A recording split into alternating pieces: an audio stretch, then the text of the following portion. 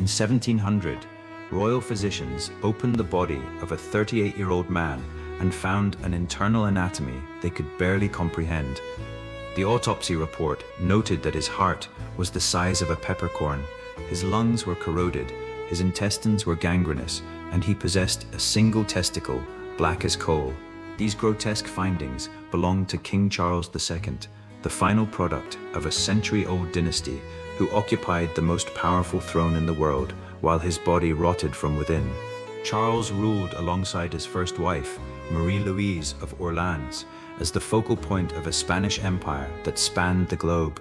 The survival of the Habsburg line now rested on the hope of a pregnancy that the king's own biology had already foreclosed. The Spanish court of the late 17th century operated under a suffocating weight of protocol. Every motion the royal couple made was watched, analyzed, and measured against the crushing political expectation of succession. This family tree shows the descent of the Habsburg dynasty. If Charles and Marie-Louise failed to produce a son, the Spanish branch you see on the left, which had controlled the throne for 2 centuries, comes to a dead stop. This map illustrates the territories at stake. A vacant throne would leave a massive power vacuum across the Spanish Netherlands, Naples, Sicily, and their endless colonial holdings overseas.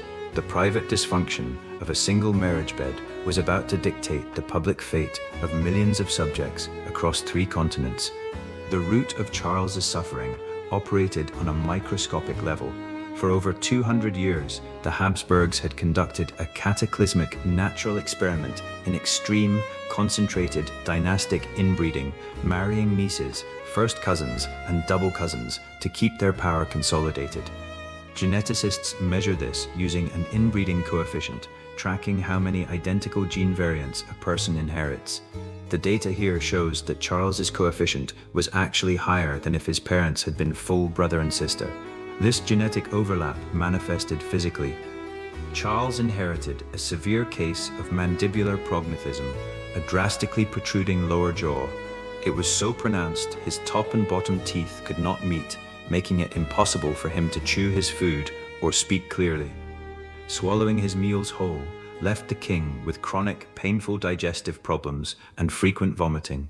The physical torment was compounded by persistent, debilitating bouts of melancholy. Most critically for the empire, his genetics left him impotent and infertile. The royal marriage with Marie-Louise was a hollow political exercise that could never bear fruit.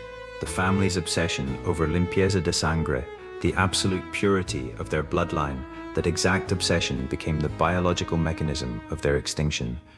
When Marie-Louise first arrived in Madrid, she was greeted with massive public spectacles, bullfights, and laudatory poems. But as the months passed and her waistline did not expand, the celebrations went cold. In a court where acknowledging the king's impotence was literal treason, someone else had to bear the blame. The public and the politicians turned on the queen, citing her French origins as the true source of the problem. Xenophobic rhetoric flooded the capital. Satirical poems circulated through the streets, declaring that her foreign identity was infecting the king, going so far as to brand her a French disease, poisoning the Spanish nation. Desperate to conceive, she endured grueling fertility treatments. She was fed mysterious potions and even accused of secretly taking abortifacients, subjecting her body to extreme intestinal pain. For Marie-Louise, there was no escape. Her physical safety and her right to belong in her new home were entirely dependent on a biological process she had zero control over. As medical treatments failed, the court abandoned science for the supernatural. They concluded the king's ailments were the result of a dark curse, earning him the title El Hechizado, the Bewitched. They subjected Charles to brutal, agonizing exorcisms. In a final, desperate bid to break the spell, they exhumed the corpses of his deceased ancestors at the El Escorial monastery and ordered the king to sleep beside their decaying remains. Marie-Louise would not survive the pressure.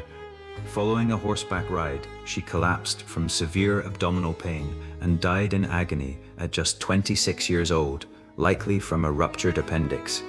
Charles lived through another decade of deteriorating health and a second fruitless marriage. By 38, he was bald, nearly blind, suffering severe seizures and unable to hold down food. He died a broken, childless man. The agonizing private tragedy of the royal couple was over. Now the political explosion they had spent their lives trying to prevent was about to detonate. In his final, delirious months, the Spanish council pressured Charles to draft a will.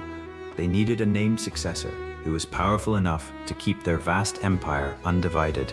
This family tree tracks the agonizing decision.